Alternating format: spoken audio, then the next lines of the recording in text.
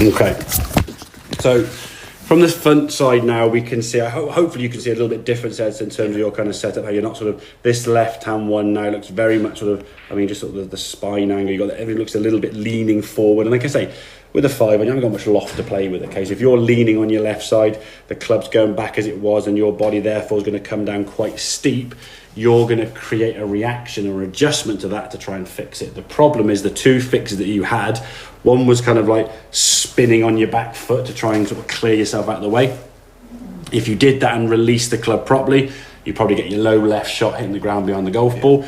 Your compensation, that was sort of like hold the handle in front by keeping your elbow high, and then you block it out way to the right. So what we see sort of in terms of this swing here now, as you go back, your left hip now never really gets towards that yellow line. It just sort of spins from here now as you're coming back, and you're almost like moving up and away from the ball as you come back into it. Not really much shift at all. Your left hip never even gets on that line till maybe after the shot. Now you've come forward, but that right foot hasn't really come up on its toe fully, okay? Yeah.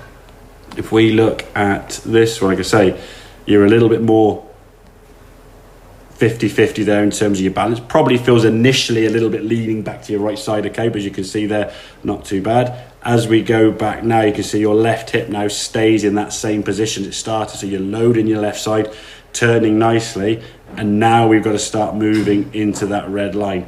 It moves a little bit in fairness, okay, could it move a little bit more? Obviously, but these are more instinctive moves, as we said, back in the golf ball. You talk about shaft lean there, okay, impact, so we go to the next frame there now. You've got shaft lean, yeah? Could it be a little bit more? Yeah. If your hip moved a smidgen more, it would be a bit more. But we don't want to be going way forward, almost like, say, hockey style or maybe cricket sort of forward defensive shot, okay?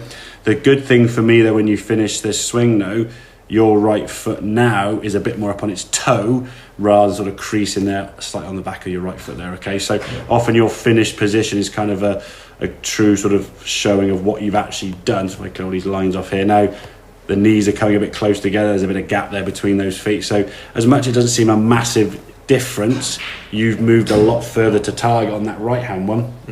So your low point's a lot better. What you've got to then practice as well, again, is that kind of release through here now. So as we're going through, letting your arms kind of soften and the arms unhinging this way, as you can see. So when you come to about here somewhere, the left elbow's pointing down.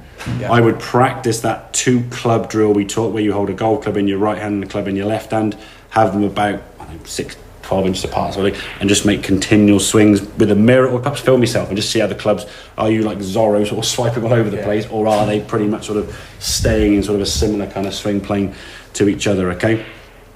I'd also work on that hip movement there over and over again, yeah? So you're creating a little bit of spine angle lean because of how your pelvis is moving. It's not moving backwards away, it's rotating and sort of loading into that left hip.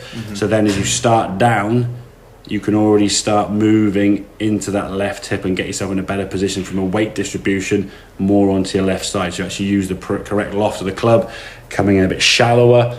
Generally what we're going to be looking for more with a 5-iron there. You don't want to be coming down in steep and chopping and have to think, oh crikey, I've got to back things up quickly, otherwise it's going to be a low smother.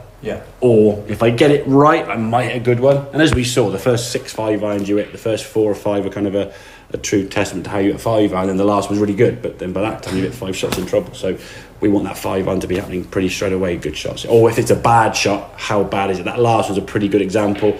It's gone like 185, 190, just missed the gun on the right hand side. So if that was a shot to a par 3, you chip and putt for a par, or chip and 2 putt for a bogey. So okay, does that kind of make sense then? Yeah, so a couple of tweaks at set, I would say a little bit more feeling like you're just behind the golf ball with your head, hands slightly in front, head just behind, like bookending the golf ball, I say. Weight distribution equally balanced. It probably feels a little bit more ankles. The thing that you're aware of is where your weight, you said, was a bit more on your toes, which is very sort of common to someone who plays a sport like hockey, but they're always moving around. You kind of get a bit more springy to move quickly. Golf's a little bit more of a grounded sport. You use the ground a bit more, so you actually get some energy and some power into the back of the ball. So, okay, perfect. Happy days.